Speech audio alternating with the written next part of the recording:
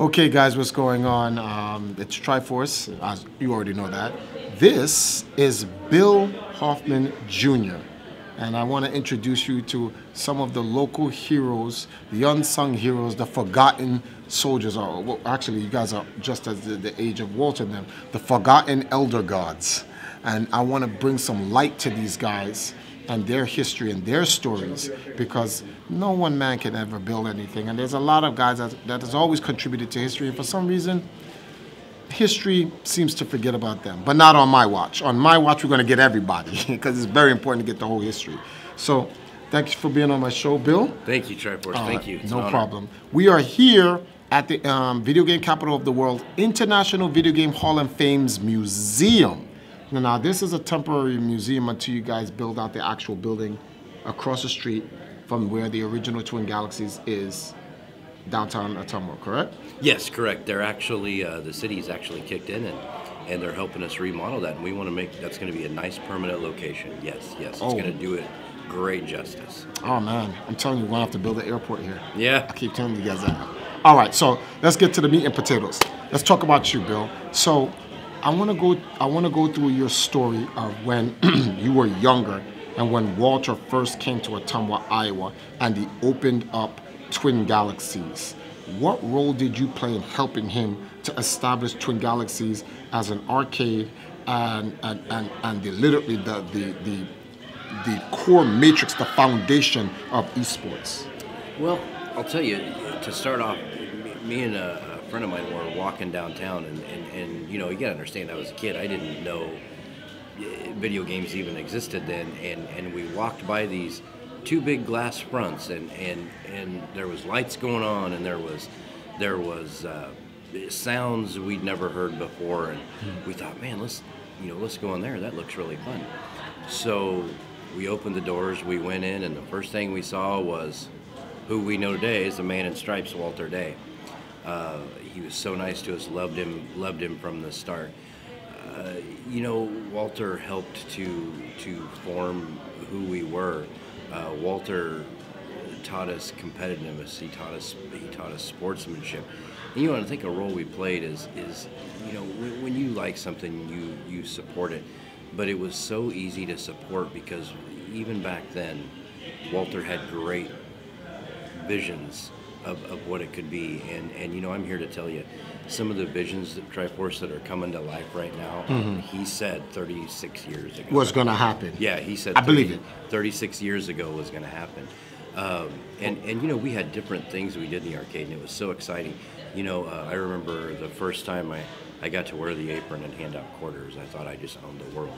But then he started the competitive scene, and a lot of competitive gamers started to come in, and he brought people from all over. And I want to say something about those guys. You know, those guys that came in, people like Billy Mitchell. We were the little kids that were you know, kind of hanging on their coattails. They were a little older than us, and we always, as kids, got treated so good from those guys. It was just a great environment and a great. You know, Walter didn't create an environment; he created a culture. And you know, that culture was, you know, it didn't matter how old you were, it didn't matter how young, nothing mattered. And you know, the role we played in it, I mean, we knew even now, we talked about the up and coming gamers at this event. We had some youth winners. You know, it really is awesome to see the beginning of something, because I was once the up and coming gamer. I was, you know, there was the first sports stars, the first eSports stars, and you know, I was the little one that was going to be the up and comer. That's how all the way in New York. That's how I felt when I heard and saw some of the things that was happening. I was like, I want to. Well, when you're a kid, you're impressionable. So when you see stuff like that, you're like, I want to be that when I grow up. So, yeah. So when I saw guys, you know, the little Mark Robochek was on, and actually I think it was Chris Tang, and they were talking about when they watched the other shows, Starcade, I think it was. Oh, you know what, Triforce, we going further? I got out of school at 3 o'clock, and I had to be home by 3:30 to watch Starcade. See? I loved that show. You guys don't know what Starcade is? Go on YouTube. Well, you're on YouTube right now. Type in Starcade video games, and you're going to look, and there were whole TV programs dedicated to the culture of competitive games and the champions. These were the first esports superstars that mastered these games. And I know some of you are listening to me with that's like, that's a lie. They did that back then? Yes. Everything you see happening in esports today is not new. Let me repeat, everything you see happening in esports today is not new. The only thing that's changed is the games. And when you look up Starcade, you'll find out they're rebooting that show Makes sense. They're rebooting that show for the new generation. So Makes sense. I just read that a couple weeks ago. So wow. You know, it was oddly enough, it was a show me and my dad both enjoyed it. He got off work at 3 o'clock, and I knew I was going to get to sit down and watch a video game TV show on primetime TV. Exactly. So when you're watching all the esports today, Triforce is right. It's not new. It's not we new. were watching it back then. It's just revolutionized. Now, we're not taking away anything from modern esports today. In fact, we support the modern esports. We love modern esports. Thank you to the people who are doing the modern esports. The whole purpose of what was done then was to get it to this point. We just don't want people to forget where it came from or be misinformed, and they're under this impression that it's just started. No, we're ending the infancy age of esports, and now we're going into the, like I said, the end of the industrial esports revolution is at hand. So we're going to be in now a more modernized age. We're in the industrial age of esports. So when we look at stuff like Starcade, and clearly Starcade's got their idea from That's Incredible's, the first video game world championship, which came from the qualifier from Twin Galaxies in downtown Ottumwa, which obviously led to the Life magazine photo shoot, blah, blah, blah. And in fact, that entire history is in this very museum right now. Yes. So you were in there, you saw the players and so forth, and you saw what Walter was doing. You guys grew up. Here we are 35, 36 years later. Last year, I was here when Walter officially had the passing the baton ceremony, where his entire legacy of what he was trying to do, what he told you what would happen for competitive gaming, what we now know as esports today, was going to happen 36 years later. It's now passed on to you. Tell us what's being done right now in Ottumwa and how you guys generally plan to flesh that out and to bring Ottumwa into the new age of esports. Well, first off, when Walter and you and Billy did pass that baton to us, it was an honor to have you three pass it to us. We have no idea, and as you probably all can gather right now, I never have a shortage for words. I've never been speechless except for that moment. If you would have told me at that moment 35 years ago, you're going to be responsible for carrying this on. It was a passion for me. It was important to me, and to have you guys do that meant a lot. But moving forward, we're going to put everything we have into it. We got a great committee. We got great people, Triforce and Billy and Walter. We got the support from everybody. We're going to have a museum people can come visit. We're going to have a place to celebrate gamers old and new. We're going to have a place where gamers can come and have a good, safe, fun environment. From us younger guys, this is a passion for me. I will not stop. We will not let anything get in our way to give Ottumwa and the gaming community what it deserves. It was a responsibility. It was a baton that was passed on to it. We take it very serious, and I just look so forward. I mean, for the future. I mean, I love the past. I would do it again, but the future is going to be just as important, and we're going to lay the road work for the next generation to take over from us. We're going to turn over a good museum. We're going to turn over a good arcade. We're going to turn over responsible generations of gamers. Okay, let's take this to another level. So, last time an esports team came here to Ottumwa, Iowa, an actual team, 1980.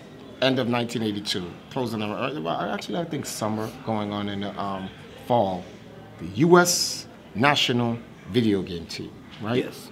Yes. And I don't count Empire Arcadia being here for Big Bang or anything else like that, because at that time it was just me and Todd, and I did play in a big Street Fighter tournament. I won.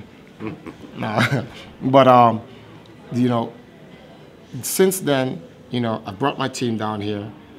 You guys had the Game of the Year championships. You had the Ottumwa eSports championships presented by Galaxy of Gaming. And Galaxy of Gaming, for just to let you guys know, Galaxy of Gaming is like the spiritual successor of Twin Galaxies. For those who are not aware, the CEO of EchoFox, Jace Hall, he now owns Twin Galaxies, and he positions himself as the, what do you call it, the caretaker? That's the custodian. Yes, the custodian of Twin Galaxies, and he still operates Twin Galaxies, but Twin Galaxies is more operated outside of Ottumwa than it is. So that kind of created this small little void. So Galaxy of Gaming, which is pretty much you and Jerry and Terry and the rest of the Dennis and everybody else, has formed this organization, Galaxy of Gaming Esports, to fill that gap so that the legacy of Ottumwa, Iowa, and what it was created for by the original Twin Galaxies and Walter Day would continue to move forward. And I want to touch on that. So the U.S. national video game team was like the first, I guess, superstar esports team. People can argue because they'll be like, nah, because Walter had like 2 or 3 teams. I'm not too sure about the numbers. But there was a team before the U.S. national video game team. But the U.S. national video game team was the first superstar esports team. Now, there's a fact that a lot of people don't know, because a lot of people go, oh, I think Ben Go was on the original team, right? Tim McVeigh, the hometown hero of Ottumwa, Iowa, was on the team. Billy Mitchell. Billy Mitchell was on the team. Who else was on the team? The superstars that everybody would know, like the 5 guys. So, J Kim. J Kim. Oh, yes. You know J Kim. You know what? We were talking about him yesterday. I want to tell you the most fascinating thing I ever seen is I seen J Kim marathon on Qbert with his feet. With his feet? Yeah, he had used his foot. You know, but J Kim was another one of those guys that came down and just loved us younger ones. But yeah, J Kim. So it was Tim McVeigh, Billy Mitchell, J Kim, Ben Gold. Steve Sanders was on. Steve Sanders. Yep. And there were a couple more that would come in and out. But I remember when they were very first there, I remember getting on the bus to leave for trips, and I remember them hanging around, you know, the arcade. Road trips to other states to compete. So they went all over to compete, and they would come back. I'll tell you, they would come back with these stories. And I remember I was a kid, and we would just love it. And Billy would say, well, yeah, we'd go to this arcade, and they'd just bring us out a 5-gallon bucket of tokens, and they just set it on the floor. And, you know, we would have the arcade all night, and they would tell us these stories about how people would come. And but, you know, even back then it was weird, because when we would talk to those guys on those video game teams, it still revolved around responsibility. Well, you can do this someday. You know, like, you can do this you know, you got to do good in school. You got to do this. Even those conversations back then revolved around that. That's kind of off topic, but it hit me in my head just now. So. Now, there's something I want to bring up to you guys. So, remember in the beginning of this segment, this interview, was talking about the forgotten heroes. Where here's a really old fact, a secret fact. This is like it's buried deep in history. So there was a bench to the U.S. national video game team. Yes, there was a bench, and you want me to go into it? Sure. Take over. There was a bench team. So Dennis Bartlett and I we did some work for Walter. We were always in the arcade after we were responsible in school, because Walter did promote that, and that's not a lie. He promoted, you know, you gotta do good. So we were talking to Walter, you know, and Dennis and I by then had, for our age, had gathered some pretty good scores. Dennis holds a record that's been for 35 years. It's been Astrack. Yeah. And we got to where we got some pretty good scores, but we were younger and we couldn't get on a bus and we couldn't, you know, travel. And we were talking to Walter, and Walter says, well, you guys get some pretty good scores. How would you guys like to be the reserves? And you can be on the home team. Well, when somebody says, pinch me, I think I'm dreaming, I always have to think back about that, because I've never had that feeling again. Like, I really had that feeling like, am I going to wake up here in a minute, you know? So Walter talked about it, and a couple of those guys mentored us. And the fascinating part, Triforce, about that is those guys had white shirts with red sleeves. And the first time that Dennis and we were the reserve, we had white shirts with black sleeves, but it was the same exact shirts. And I'll tell you, those guys, when they were in the arcade, they treated us like part of the team. They treated us like, so, you know, there was some different little contests and stuff besides the big ones that Dennis and I actually got to play in. And I have we can show them here in a minute. Oh, look at this, guys. But I have the picture. Now that happens to be Nibbler. That was my favorite game back then. Oh, yeah. But the shirt I'm wearing, that's only one of two that ever existed that had the white shirt with the black sleeves. And it was the same as the International Video Game shirts that had our names on the back, and we really did get to do some competition, and Dennis and I took that serious.